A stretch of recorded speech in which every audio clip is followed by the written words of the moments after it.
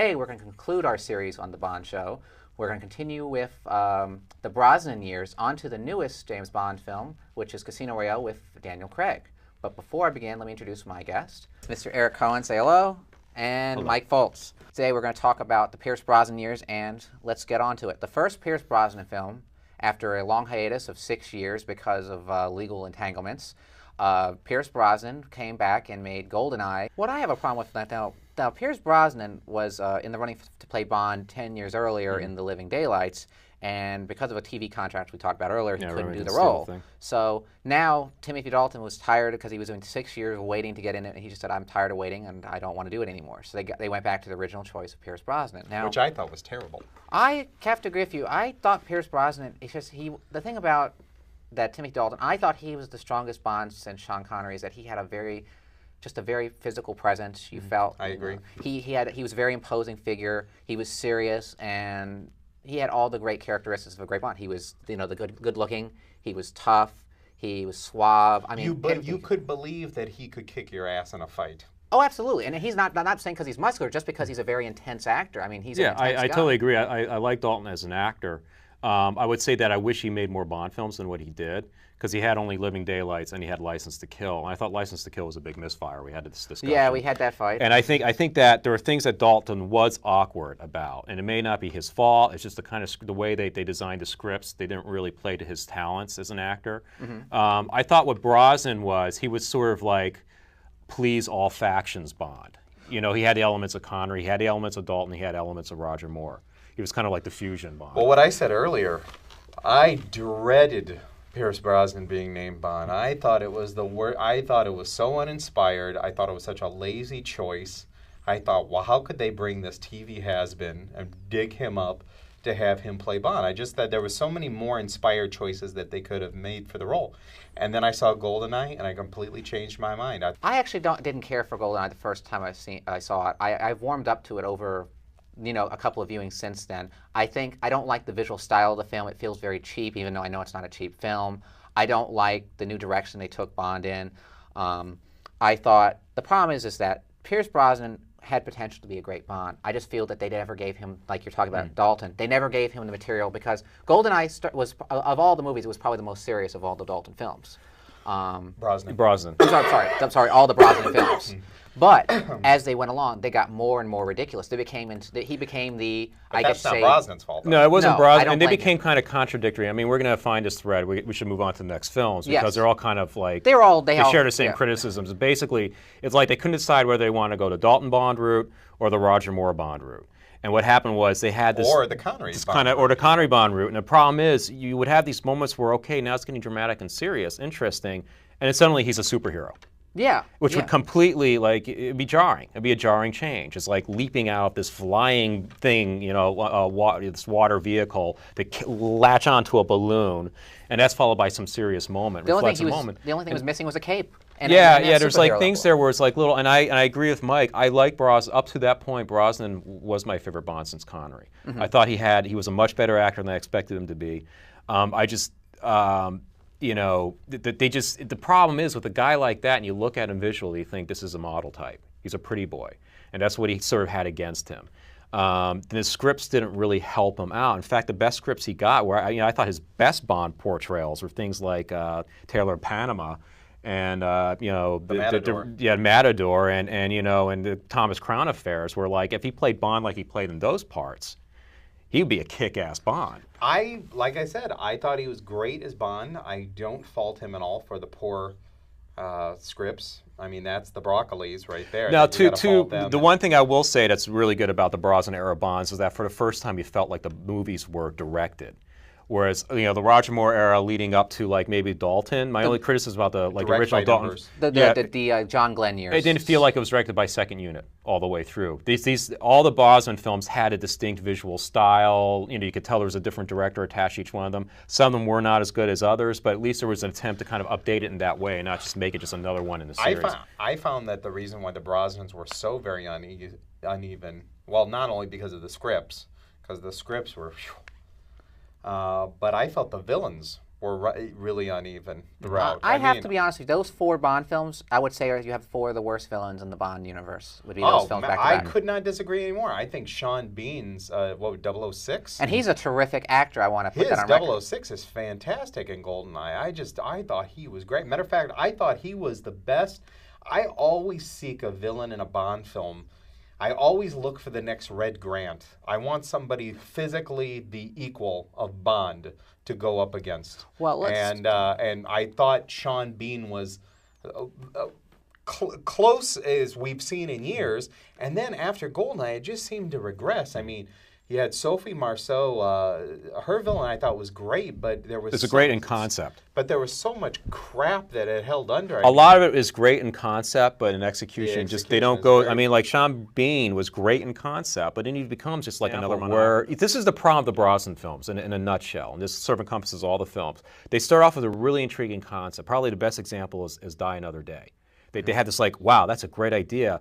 Bond is captured and tortured for 6 months in North Korea.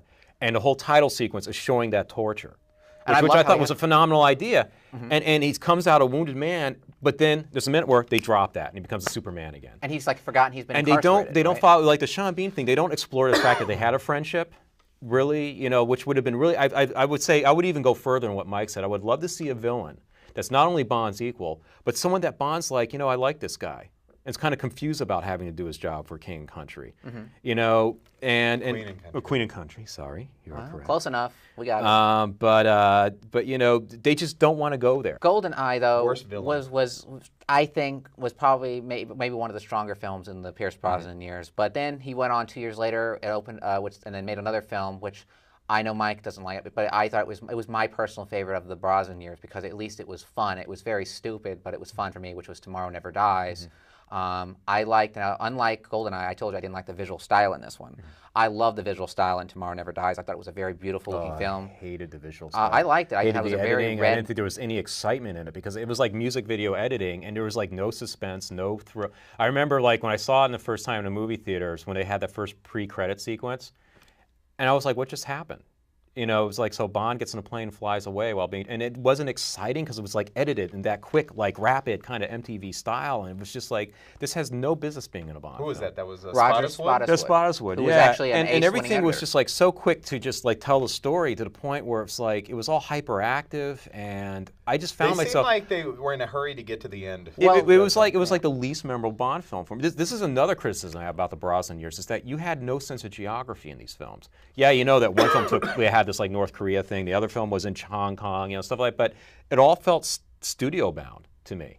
You felt like it was on a Hollywood Yeah, set. it's like you don't it's like, and in fact, all the Brosnan films felt like one film to me. There was like no, plot-wise, they all seem to be like the same plot. I love Jonathan Pryce. And he's For actually the fans out very there, good. I love Jonathan Pryce. He's terrible in this movie. He's a good actor. I thought he was Ridiculous. decent, but they don't give him anything really to do. They don't do anything It's interesting satire. It's with the him. screenwriter's fault. The screenwriter and the producer's fault. And I think even though you get somewhat of a unique sense with Martin Campbell or Roger Spottiswoode or what's his name from... Lee Tamori and Michael Adapted. Michael Apted. Michael Apted. Yeah. Even though you're getting different distinct styles, I guess, it still feels fairly like the director has very little control of what's going on. It always seems like it's producer driven, and you got the screenwriter, whoever the producer puts faith in that year. And that's about it. I don't think anybody else seems to have much input. I want to focus on the strong points about Tomorrow Never Dies, which I do like. I thought Michelle Yeoh was one of the best That's Bond the girls. only good thing. She's phenomenal. She gives, and Very she's an sexy. equal. She's an equal to Bond, which I thought was very interesting, and I like that.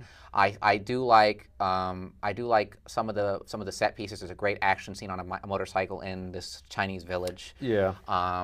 Unfortunately, like you said, there's problems in the scripting department. As from what I understand, they were rewriting the script as they were going along to meet a release date, which happens with a lot of these big films. They're rushed out. They don't have time to write the script, and there's a lot of plot holes. I will say that even though it was a bit goofy, at least I was entertained by it because it didn't try to focus and tell a story. It just tried to go from A to B and just be action-packed, and it did. And there's a great scene at the end, I thought, on a boat, a stealth boat, which is, it's more believable than a stealth car, which we'll get into in another movie. Let's say there's one scene in Tomorrow Never Dies, which I think is actually one of the best scenes in a Bond film, ironically, in the Bond. It's one of Really? the best scenes. It Praise goes up from there you. with the best scenes in a Bond series, and that it's just this one little scene where Bond returns to his hotel room, finds his lover murdered, and he has that conversation with the assassin that sent it. It's just this bizarre, kind of humorous, but kind of tense moment, and you just wish the rest of the film were like that. And it's There's just some not. dark elements in the movie. That one sequence is a really well done sequence, and how Bond outwits him and gets out of it is really clever. But Yeah, well, I want to say another thing too. It does have one of the worst Bond songs in recent memory, which is "Tomorrow Never Dies" by Sheryl Crow. Oh So, yes, very, very the bad. worst one. Actually, no, second worst. We'll get into the other one in a minute. But that will bring us to our next film, which is "The World Is Not Enough." If am I correct? Yes. Please forgive me, because the other few films were so bad they kind of merged together. It was directed by Michael Abded, who is actually a very good director, and unfortunately, he even said he took the film because he said he would never get offered a film like this in his career. He was surprised. He only directed dialogue scenes, from what I understand, and all the action scenes were directed by a second unit director. Unfortunately, this film was probably, to me, the worst of all the Brosnan films, even though it did have some very good elements in it. It's just a very boring film that unfortunately just doesn't make a whole lot of sense. I agree with you. It's interesting, though. I think that this is where Brosnan's coming into his stride as Bond. It's his best There's a really good performance. performance. He's a tough-ass Bond in this one. But the problem is, again, is that contradiction in what they're trying to play to, what audiences are trying to play to with this movie, because he would do these superhero things, and then there would be these moments where he's supposed to be touched by certain things, you know, and feel emotionally connected to the villains. And there's a point where, like, okay, if you're this superhuman this way, there's no way in hell you wouldn't have figured out her scheme. At some point, you know what I mean? It just makes him look stupid. Yeah, he's able to And figure Bond's out everything. not dumb. Yeah, and it's like, and so there's a lot of things that are wrong. I mean, right away you're setting up a lot of wrong when you're trying to present, you know, superhero Bond this time, and then like emotionally detached or trying to be connected to some female another way. I have a feeling on Bonds is, and I know this is a very cheap way out on things, but I feel that Bond films are only as good as their villains. Thank goodness. And this was a very confused villain running, because Sophie Marceau's millionaire scheming woman was great, but very underused. They're like, let's think up this wonderful villain that's a really beautiful woman. You know, let's get right to Bond's weakness. Have a beautiful woman as the villain. Let's not do a thing with her, but let's have her in, you know, like you said, in concept rather than execution. Concept is a great idea. And then you have this Serbian assassin soldier, Robert Carlyle. And that's one of the biggest wastes of And Bond it reminded me universe. of Batman Returns, where, you know, you have the Penguin as an arch villain, and it's like, he's not a real villain. You should just feel sorry for him. You know, But the thing is, I was never more excited about a casting choice, yeah, and I never love been Robert so Carlyle. disappointed in given the result. nothing to do. Just Does nothing. Robert Carlyle, I want to go on record, is a phenomenal actor. I Great mean, this guy is so freaking underrated. I mean, he's probably one of the best character actors working today. The problem is, he's given a role in this movie. He's given a great idea of a villain that feels no pain, and then you don't do anything with it. You know, it's funny is they decided to go the real dumbass way out by making him feel pain in his heart with this affair that he's having. You know, with her. I would have been happy if it was a that's villain awful. if it wasn't a villain with. I mean, they didn't even have to have that no pain element. Yeah, I mean, it's just a gimmick. Just the fact that he could be a scary terrorist. A really and they're trying to do that whole like, you know, Patty Hearst thing where it's like, you know, The Stockholm Syndrome. right, and you know, that's an again a Doesn't lot do of good anything with ideas. Don't do anything with it. Exactly. And another thing, too, I want to mention. Worst Bond girl ever, Denise Richards. I Oh, say yes. second worst Bond. I still don't think she holds a candle to Tanya Roberts. Oh, in A well, View I to a give you Kill, that one. Yes, because she was absolutely. drunk most of the I time. will, in that, say this though. Worst Bond girl name, Christmas Jones. But however, there is a good line that obviously she was named for this this line that comes at the end. Christmas comes only once a year, Yeah. which is actually kind of funny, but it's stupid. But depressing if you're the one in bed with her. Yeah, well, and another thing I want to mention too is the introduction of the John Cleese character. The new Q to make it more gimmicky, and there's a scene too which is really stupid where Bond is in the I guess the Alps or a mountain range, and he saves himself with like a plastic beach ball. Yeah, it was his whole snowsuit like it comes, inflates. and the problem too is that it looks like on paper they were trying to tell a more serious story. It's silly, and then there's that serious moment where he's trying to like calm her down. It just like, again, that's the big Brosnan era. Well, you can tell John Cleese was a choice of the studios. That was somebody that the producers picked, and the studios just went apeshit over. If they would have casted like an unknown, I mean, first of all, you're never, as a Bond fan, you are never, ever, ever going to replace Desmond Llewellyn. You're No just way. not. This is your cue forever and ever. I don't think all of us as Bond fans were as attached to the actor that played M, which I forget his name right now. Bernard Lee was the first actor. I mean, he's wonderful, but not as attached because we had Llewellyn for such a much longer period of time, and he was like your favorite uncle that you got to see. Now we'll go on to the film that actually ended the career of Pierce Brosnan as Bond, and unfortunately, I will go on record as saying it has the absolute worst James Bond song, which is "Die Another Day," and the song is by Madonna.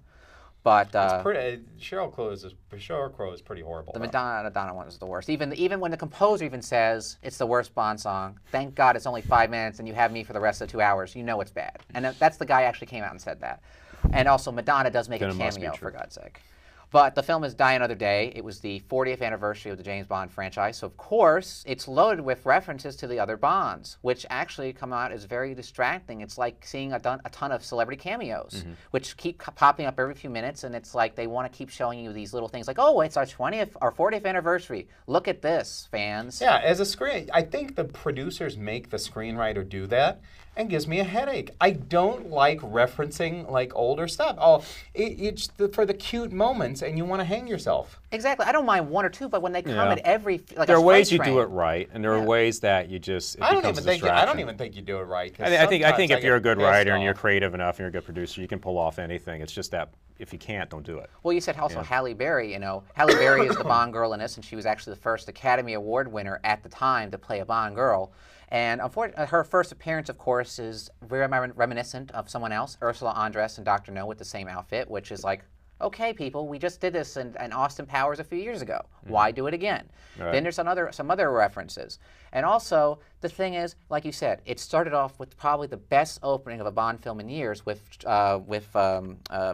James Bond being tortured with a beard and handcuffed. It's and also a great action sequence. it is a great action scene, but then it goes Leading up to completely that, downhill. it was one of the better action sequence pre-starters to a Bond film I've seen in a while. I thought it was very well done, and I'm not going to repeat myself, but it's like out of nowhere, he's in that like hospital kind of bed, and he gets up and he gets out and he just swims to his hotel and gets into his hotel room. He's back to being superhero Bond again. And It's there's like completely forget no about that. ramifications, none, no I consequences. must say I was very entertained by Die Another Day. I'm very surprised you say that. Very entertained. It was out of all four of the movie, it was the most popcorn-esque movie where I could kind of shut down a little bit of my brain and enjoy it. Although my brain did come back on and was cursing a little bit at the invisible car.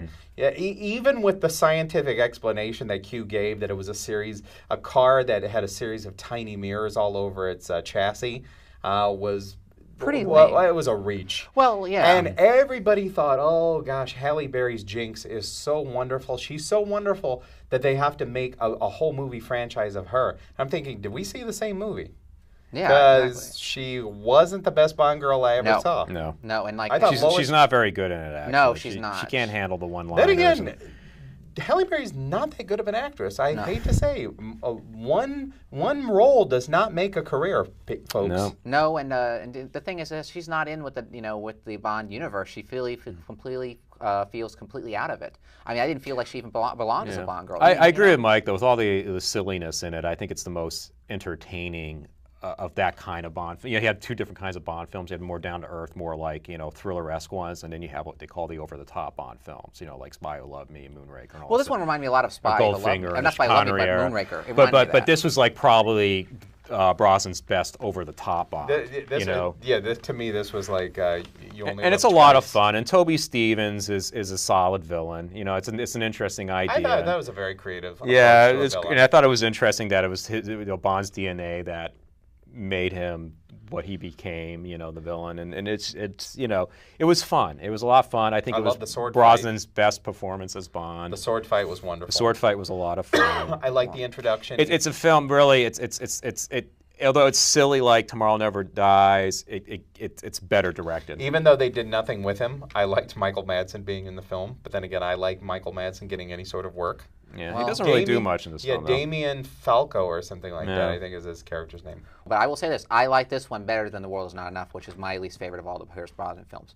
Well, after a long hiatus for Bond films, actually I believe it was 4 years, if I'm not mistaken, there was Quentin Tarantino came out in the press, said he would love to go back and make Casino Royale, which was the only Bond book not owned by the Broccoli's, and make it with Pierce Brosnan. Well, when this idea came out, there was a way to get the book for the Broccoli's because they made a deal with Sony when there was a lawsuit many years ago against the Kevin McClory, and they were able to get the rights to Casino Royale. However, they did not go to Tarantino, and they dropped Pierce Brosnan, which was a very controversial choice at the time, and decided to go with a new Bond. The relatively unknown at the time, Daniel Craig. By the way, to drop Brosnan I thought was a good idea because I think Brosnan was too old. He was too old. I mean, there should be a rule where they have to retire at a certain age because, I mean, we There were should talking be earlier about how right. Roger Moore went on too long. Although I think Brosnan would look a lot better as Bond now than Roger Moore did. Yes. All right. Well, Casino Royale, I will go on record and say, is probably one of the best Bond films. It probably has the best debut of a new Bond actor ever. I love the theme song. I thought the opening credits were phenomenal. This is a new Bond, and I absolutely adored every moment of it. I agree with what you say, and I'll also add that for the first time you see a Bond film where it's not just actor plays Bond, then stuntman takes over during the action sequence, and then we go back to actor playing Bond. I thought for the first time in a long time since the Connery era, the action scenes told you as much about Bond as a character as anything else. I mean, you see how Bond thinks, and they're very careful to portray that. How he's a means to an end Bond, how he's going to do everything he can to make his objective, even if there's collateral damage. This is the first Bond film where there's ramifications. People die.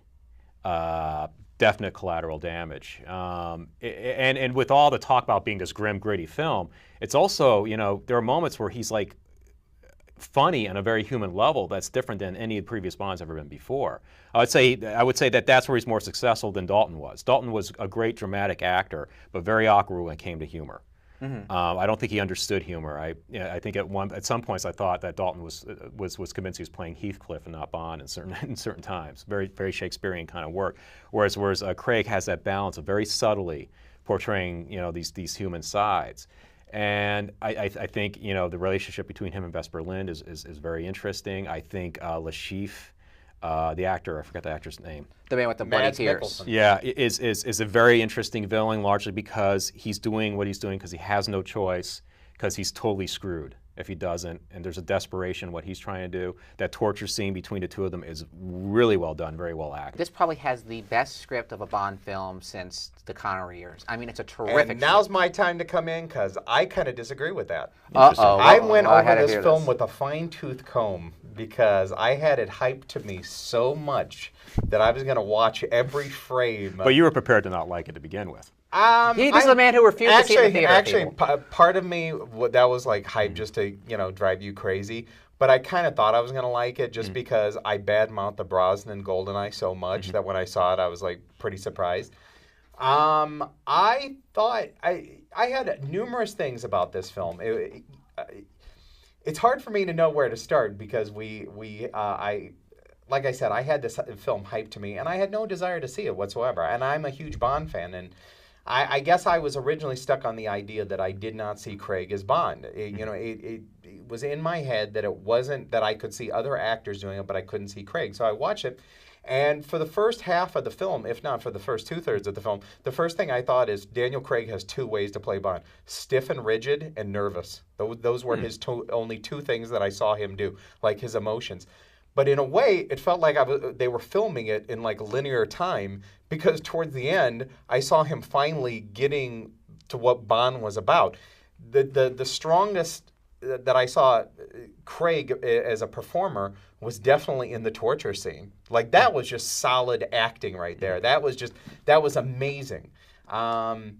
But you said you saw the humor. I didn't see any humor in him. I thought he all. was. It must have been so subtle. I didn't even see it. Oh no! Because I thought he was disagree. humorless. I thought he was highly humorless. disagree with you on this. I think that the thing I like is that this is like this book. I believe was one of the first Bond books. It was the first. It was the first novel. Bond It's book, the first and novel. you actually see the origins of the character, and I like that. I like how you see how I he actually becomes didn't this see the emotionless origins. person. Like for instance, they had him seduce the financier's wife.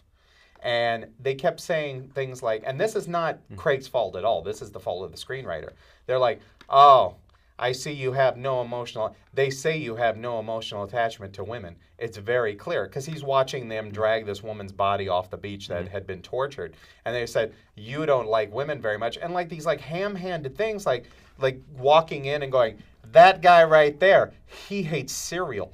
And you only see him like eat like one bowl of cereal like half-heartedly. You only have one example. The next example you see of him with a woman is this very caring scene where she's in the shower Eva after Vesper Lynn. I'm like, well, wait a second. You just announced to the world that this guy's terrible with women and he's very cold-hearted, and then halfway through the movie you have him in this very emotional scene in the shower. That didn't make any sense to me. Actually, yeah, because you're making it like that scene happened right after he made a comment, and there was stuff in between.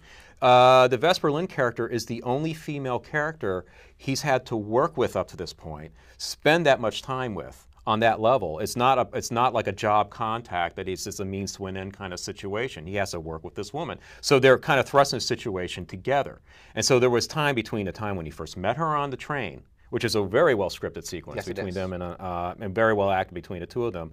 On the plane when they first met. No, they met on a train. They met on a train, and they were going to the actual casino. I thought you went through this movie like a fine-tooth comb. comb. I thought that was on a plane. I'm sorry. It looked like a plane inside. Well, you didn't go through this movie like a fine-tooth comb. Well, that's when they had that stupid line, I'm your penny, I'm your money, and it's like... How about the whole opening shot with the train, and then we cut to Daniel Craig having dinner on the train? Well, guys, I don't want to keep. We got to wrap this up, but I want to. Well, how can we wrap this up? We should be talking about this for like a good 15 minutes. I want to. This should be like show 2. This is a great topic here. I mean, I'm enjoying this, guys, but I want to I'll wrap this up on what will final for each of us. I will say this: Eva Green is a phenomenal James Bond girl. In fact, she's one of my favorites. Daniel Craig has potential to be as good as Connery, if not better. I'm really looking forward to the next film. I really. This is the best Bond film. I'm going to go on record here. This is the best Bond I have seen since I'd say in about 20 years. I loved every minute of it. I want to talk about this film more. Well, we will. We gotta go. We gotta go. Why are we cutting this short? People, we only got 28 minutes. Why don't we just do this in show 2? Because we have a lot of things to talk about today. So we got to do our next show. We could have pushed rock and roll cinema. We've done that so many times. We could do a whole show on Casino Royale. We could have done a whole show on Casino Royale. We could have done 15 to 20 minutes. We could have definitely got going on that.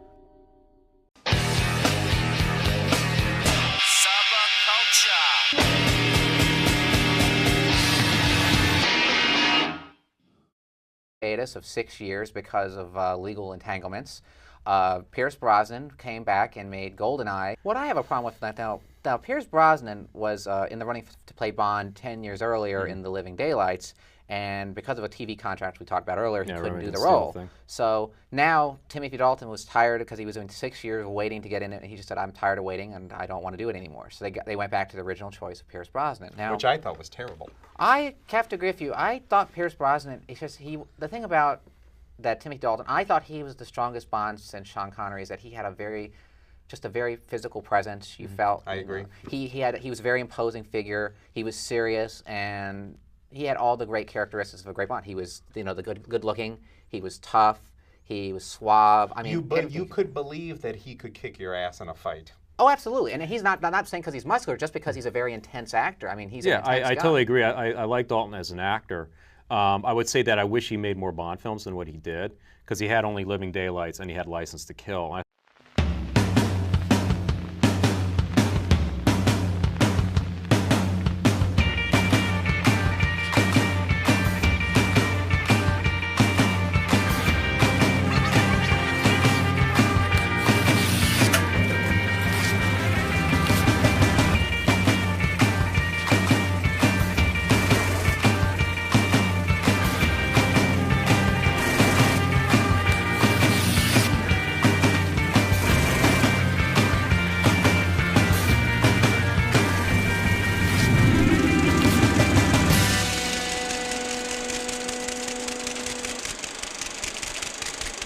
Today, we're going to conclude our series on the Bond show.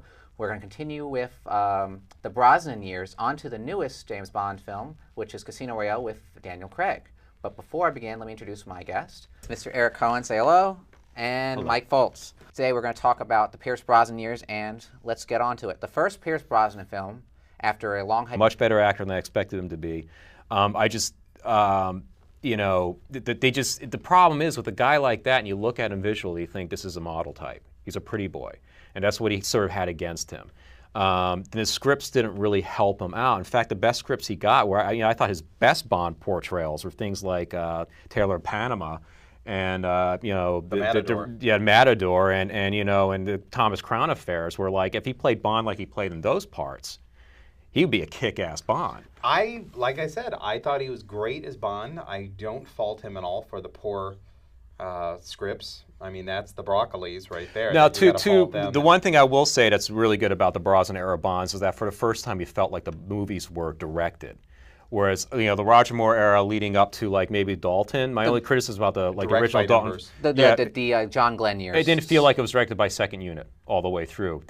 All the Brosnan films had a distinct visual style. You know, you could tell there was a different director attached to each one of them. Some of them were not as potential to be a great Bond. I just feel that they never gave him, like you're talking about Dalton, they never gave him the material because GoldenEye was, of all the movies, it was probably the most serious of all the Dalton films.